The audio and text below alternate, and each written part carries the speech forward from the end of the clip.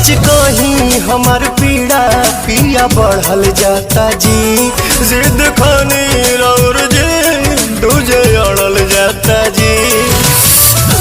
से हचकाई के ही